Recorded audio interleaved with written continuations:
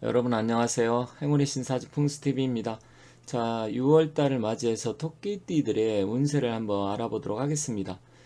자, 올해가 토끼해죠. 토끼해인데 토끼띠들의 6월달 운세는 어떻게 될까요? 여기 사진을 보면 토끼가 아주 귀엽습니다. 요즘은 고양이와 강아지도 많이 애완동물로 반려동물로 키우지만 토끼도 상당히 많이 키우는 걸 알고 있습니다. 그런데 토끼 같은 경우도 굉장히 귀엽고 하지만 또 상당한 성깔이 있다고 합니다. 토끼가 생각보다도 싸움 토끼, 그러니까 싸움 닭 이런 얘기는 있지만 토끼도 그에 못지 않습니다.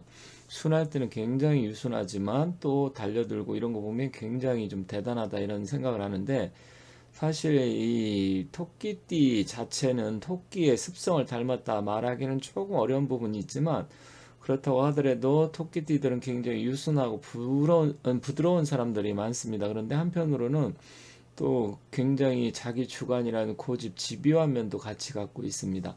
그래서 토끼의 그런 어떤 성향이랄까 그런 것 좀 나타나는데 사실 사주의 오행으로 볼 때는 토끼띠도 역시 목의 기운을 갖고 있습니다. 그런데 이 6월 달은 무월인데 화의 기운이 굉장히 강한 달이죠. 육해살이 작동을 합니다. 육해살이라는 것은 여러 가지 의미가 있는데 실질적으로 고추살이라고도 해서 어떤 상황이 좀 생각보다 녹록치 않은 달이 될 수 있습니다. 그렇다고 하면 구체적으로 어떤 일들이 있을지 한번 토끼띠 6월달 운세를 살펴보도록 하겠습니다.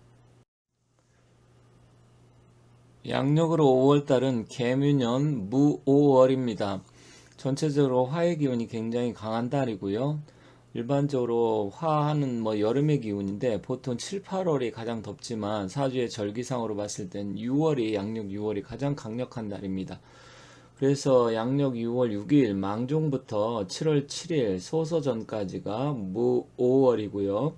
토끼띠들 같은 경우는 목의 기운을 갖고 있는데 실질적으로 보면 화기라는 것은 목의 입장 내에서는 기운을 빼앗기는 기운이기도 합니다. 하지만 이 화기가 강력하다 보면 나무는 또 말라서 타 죽을 수도 있고 그런 의미가 있어요. 그래서 실질적으로 토끼띠 입장에서는 5월달이 약간은 좀 생각보다는 힘든 시기가 될 수도 있습니다. 그래서 그런 점을 좀 살펴보면서 알아보도록 하겠습니다. 어떤 사안을 파악을 하는 데 있어서 띠만 갖고는 전체적으로 파악하기가 좀 힘든 면은 있습니다. 그래서 전체적인 사주를 봐야 좀 더 구체적으로 알 수 있는 부분은 있지만 그렇다고 하더라도 전반적으로 토끼띠들 입장 그 큰 흐름에 대해서만 말씀드리는 거니까 좀 더 디테일하고 자세하게 알고 싶은 분들은 개별적인 상담을 하신다고 하면 좀 더 구체적으로 말씀드리도록 하겠습니다. 자, 왼쪽에 보면 개미년 무오월인데 사실 개묘년 자체는 1963년생이 개묘생입니다. 그래서 토끼띠 자체는 뭐 을묘생도 있고 정묘생도 기묘생 다 있지만 실질적으로 개묘생이 올해 환갑이면서 무월. 그러면 개묘생들 입장에서는 올해 연도도 뭐 그렇게 썩 좋은 건 아니지만 무월 자체는 내가 뭔가 하고 싶어도 이상하게 좀 풀리지 않고 묶이고 그런 가능성이 좀 있습니다. 다른 달보다 특히 개묘생이 그렇고 물론 뭐 을묘생이라든지 기묘생은 조금 다를 수 있습니다. 물론 뭐 신묘생도 있죠. 하지만 개묘생 입장에서 조금 더 다른 토끼띠에 비해서 그런 게 있으니까 좀 더 이런 부분을 참고하시면 될 것 같고요. 전반적으로 토끼띠 입장에서는 원래 5월 달에 오화하고는 궁합적으로 상생의 기운입니다. 하지만 상생이라고 하더라도 내가 기운을 좀 뺏기는 기운입니다. 내가 생을 해야 되는 부분이 있기 때문에 그런데다가 육해살이 작동되어서 육해살이라는 것은 여섯 가지 해로움 고충이라는 소리입니다. 그래서 이제 고추살이라고도 하는데 어떤 정신적인 문제라든지 일 이런 부분 아니면 시비 관련 송사 관련 뭐 이런 일도 생길 수 있고 뭐 그다지 이렇게 썩 좋다고 볼 수는 없어요. 그래서 하는 일은 생각보다 지지부진해지고 또 스트레스는 그로 인해서 증가하게 되고 다른 사람들과의 갈등과 시비 이런 것도 생길 수도 있고 또 투자는 투자대로 수확이 일어나기보다는 조금 더 때를 기다려야 된다든지 이런 일이 생길 수가 있습니다. 그래서 6월달 같은 경우는 좀 새로운 계획이나 확장 이런 거보다는 하던 일을 좀 잘 관리를 하고 지키는 것이 좀 더 유리합니다. 그렇기 때문에 새로운 일 시작하는 것보다 지금 현재 내가 하고 있는 일에 최선을 다해서 그것을 어떻게든 잘 마무리를 하는 쪽으로 신경을 써야 됩니다. 그렇지 않으면 좀 어려움을 겪을 수 있고 여러 가지 정신적인 문제에서부터 힘든 일이 생길 수 있습니다. 그렇다고 하면 뭐 투자 같은 건 나쁜 것이냐?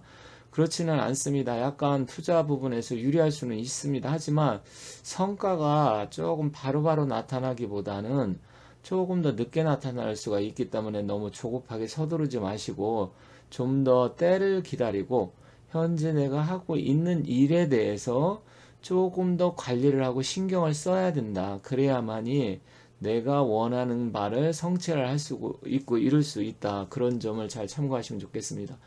또 이제 이성운 같은 경우 이성적으로 보면 잘 나가다 갑자기 서로 오해가 쌓여서 뜻하지 않게 그로 인해서 좀 뭐 헤어짐이 있다든지 조금 뭐 안 좋게 좀 소강 상태를 간다든지 잘 진척되다가도 왠지 조금 또 안 되고 뭐 이런 식으로 왔다 갔다 하면서 굉장히 힘들게 할 수가 있습니다. 물론 이성운 자체가 나쁘다고 볼 수는 없습니다. 하지만 그 이성운이 사람마다 이제 조금씩 다르겠지만 그걸 어떻게 내가 받아들이냐에 따라 달라지기는 하는데 그렇다고 하더라도 서로 오해를 하지 말고 좀 기다려야 된다.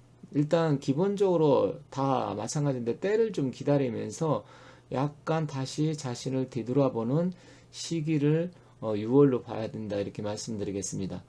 그래서 그런 점 잘 참고하시고 건강적으로도 화기가 강한 사람들은 이 호흡기 질환과 역시 소화기 계통 주의가 필요합니다. 이거는 호랑이띠하고 조금 비슷한 부분이 있기 때문에 그런 점에 있어서는 호랑이띠하고 좀 비슷합니다. 그래서 토끼띠 여러분들께서도 혹시 평소에 자기가 사주의 기운에 양기, 화기가 많은 사람들은 조금 더 불리하고 호흡기 질환 그런 걸 주의하시기 바라겠습니다.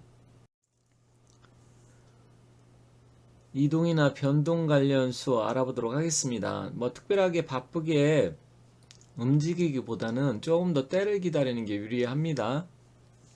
그래서 서둘러서 뭔가 변화를 주려고 하고 이동을 하려고 하고 이런 거보다는 조금 더 기다리는 게 좋고 예를 들어서 뭐 미리부터 내가 어디 여행을 가는 계획이 있다고 하면 가면 되겠지만 갑자기 뭐 여행을 서둘러서 간다든지 이런 거는 좀 피하는 게 좋습니다.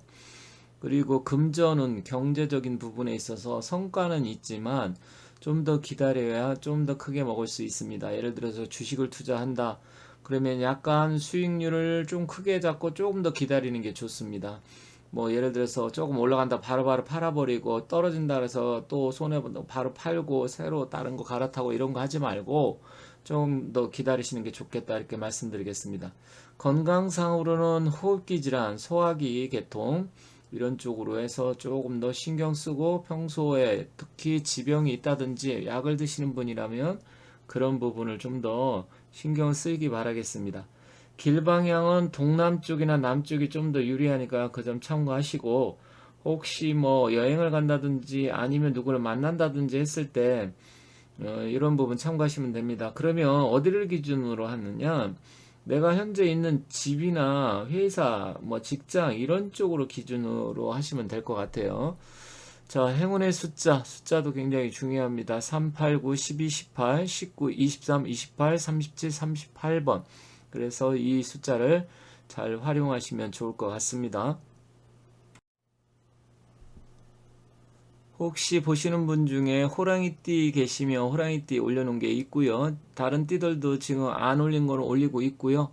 또 기본적으로 올린 띠들도 있으니까 행운의 신 사주 풍수 TV를 치면 나와 있으니까 참고하시면 좋겠습니다.